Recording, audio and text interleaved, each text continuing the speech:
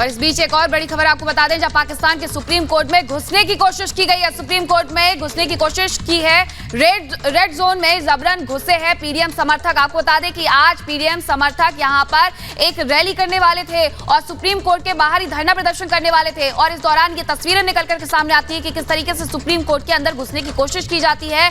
दरवाजे फांद करके और गेट फांद करके, दीवार फांद करके यहां घुसने की कोशिश की जा रही है। ये तस्वीरें आप देख सकते हैं पाकिस्तान से आ रही हैं। ये तस्वीर इस्लामाबाद से कि किस तरीके से पाकिस्तान के सुप्रीम कोर्ट में घुसने की कोशिश पीडीएम समर्थकों के द्वारा की गई। जी, हम इस वक्त मौजूद हैं सुप्रीम कोर्ट ऑफ पाकिस्तान के बाहर, जहां पर इस वक्त मौलाना फजलुर रहमान या आप कह सकते हैं कि पीडीएम जो पाकिस्तान डेमोक्रेटिक मूवमेंट है, उनकी जानिब से एक बड़ा क्राउड इकट्ठा किया गया है। वो क्राउड आ रहा है, अब आप देख सकते हैं इस अभी भी जो क्राउड है वो आ रहा है सुप्रीम कोर्ट की जानिब। और सिक्योरिटी भी बड़ी भारी तादाद में यहाँ पर तैनात की गई है। जो पुलिस के एहलकार हैं वो इस तमाम तर सूरत हाल को टैकल करने के लिए यहाँ पर खड़े हैं। और जो इस वक्त सूरत हाल है वो कंट्रोल में नजर आ रही है, मगर एक बड़ा हजूम जो है वो इकट्ठा करने में कामयाब हुई है ये पाकिस्तान डेमोक्रेटिक मूवमेंट।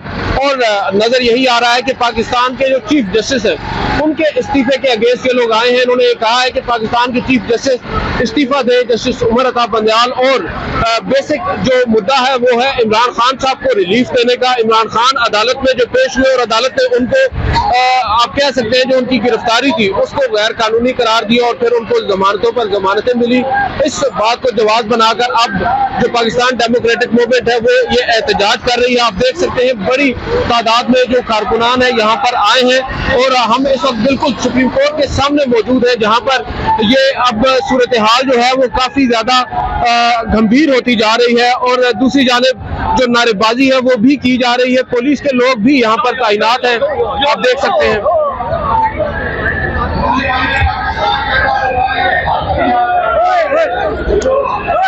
ये आप देख सकते हैं यहाँ पर इस वक्त जो कारकुनान हैं वो आ चुके हैं और सुप्रीम कोर्ट की एंट्रेंस पर मैं आ चुका हूँ। और ये सुप्रीम कोर्ट की एंट्रेंस पर कारकुनान भी पहुंच चुके हैं और वो अंदर दाखिल होने की कोशिश कर रहे हैं।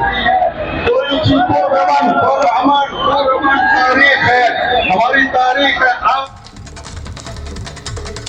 तो पाकिस्तान में आर्थिक हालात के बाद राजनीतिक हालात भी बद से बदतर हो गए हैं। और अब पाकिस्तान के आर्मी चीफ ने बात की है यूएई से, यूएई के राष्ट्रपति से उन्होंने फोन पर बातचीत की है। और जो सियासी संकट पाकिस्तान में चल रहा है उसको लेकर के इस फोन पर चर्चा भी की गई है कि किस तरीके से आखिरकार इस संकट से बाहर निकला जा सकता है। तो ये तमाम ऐसी चीजें रही है जो पाकिस्तान में चल रहे सियासी संकट के बीच देश के सेना प्रमुख जनरल असीम मुनीर ने यूएई के राष्ट्रपति शेख मोहम्मद बिन जायद अल नहान से फोन पर बातचीत की है और दोनों में सहयोग को लेकर के आपसी वार्ता हुई है।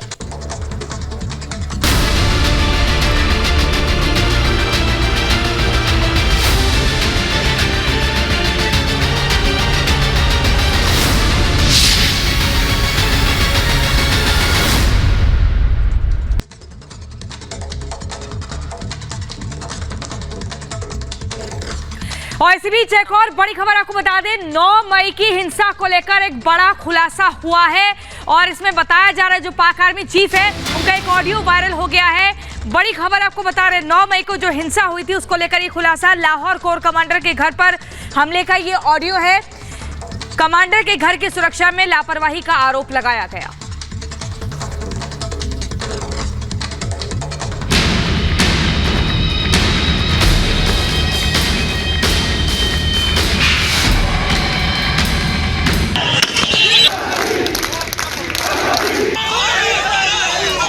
इमरान खान की गिरफ्तारी के बाद पाकिस्तान में बवाल मचा है।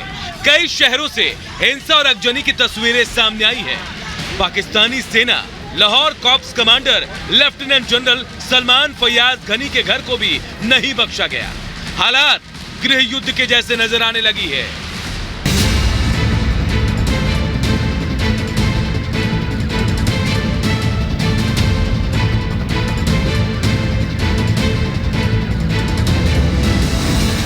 लेकिन क्या यह सब साजिश थी? कहीं साजिश के तहत ही पीटीआई कार्यकर्ताओं को तोड़ फोड़ की इजाजत तो नहीं दी गई। ये सवाल इसलिए क्योंकि पाकिस्तान के एक सीनियर सेना अधिकारी का एक ऑडियो क्लिप सामने आया है जो साफ तौर पर इशारा कर रहा है कि यह आग पाक सेना की खींचतान के चलते भड़की।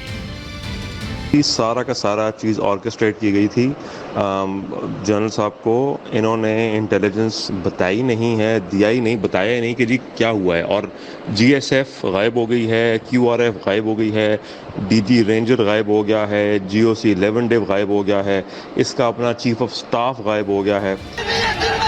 इस क्लिप में कई ऐसे दावे किए गए हैं जो न सिर्फ बेहद चौंकाने वाले हैं, बल्कि इशारे इस तरफ कर रहे हैं कि पाकिस्तान में जो हालात बने हैं वो एक साजिश का हिस्सा था।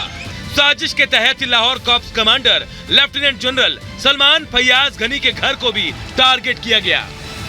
वो कहते हैं कि एमटीओ यानी कि आपका जो ट्रांसपोर्ट ऑफिसर एएससी का होता है वो था, एक मेजर साहब, एक इसका कर्नल स्टाफ भागा भागा आया है, वो इत्तेफाक से पीछे रहता था शलवार कमीज़ में, और दो और कोई ऑफिसर थे, एक इसका स्टाफ ऑफिसर था और एक और था। इन्होंने 15-20 मिनट निगोशिएट किया इन लोगों के साथ, और कहते हैं फिर बाद में वो शुरू में कहते हैं, बल्कि शुक्र है कि शुरू के जो 4-5 लड़के पीटीआई के अंदर पहुंचे हैं वो पठान थे। तो कहते हैं उनमें से एक ऑफिसर जो था, मेजर जो था, ही वॉज अ पठान, तो उसने उनसे पश्तो में बात की। उसने कहा कि यार अंदर बेटियां हैं और बहनें हैं। तो वो कहता है वो फिर पीटीआई वालों ने लोगों को थोड़ा पीछे किया है। उन्होंने कहा कि जनरल साहब हम आपको कुछ नहीं कहेंगे, बट आप निकलें यहाँ से।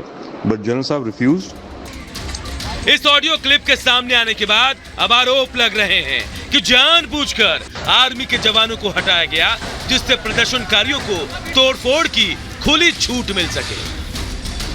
पूरी की पूरी यूनिट जो 58 फील्ड बटालियन है, उसकी जो 75 लोगों की गार्ड होती है, वो गायब हो गई थी। क्यूआरएफ गायब हो गई थी। वो कहते हैं पीछे से डीजी रेंजर्स को इसने फ़ोन किया, एसपी को फ़ोन किया, किस बंदे ने फ़ोन नहीं उठाया। कहते हैं फिर इन्होंने भागे वहाँ से, तोड़वा के गेट पीछे से दीवार तोड़ी है, और साथ में नेबर्स कोई रहते हैं, उनकी गाड़ी उन्होंने मांगी। उन्होंने कहा कि हमें चाहिए गाड़ी, आपा साथ हैं हमारे, फातिमा आपा और बच्चे साथ हैं। उन्होंने फिर गाड़ी दी इनको। कहते हैं 2 सिविलियन गाड़ियों में ये अपने पजामों ट्रैक सूट में वहाँ से कोर हेड क्वार्टर पहुँचे हैं।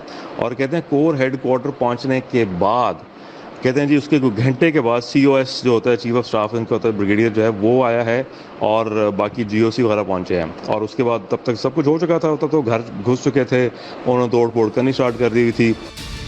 वायरल क्लिप का एक दूसरा हिस्सा भी है जिसमें एक महिला की आवाज है। ये महिला कोर कमांडर की रिश्तेदार बताई जा रही है। महिला उस दिन की पूरी आपबीती बता रही है कि किस तरह अपनों ने ही साजिश के तहत इसे अंजाम दिलवाया।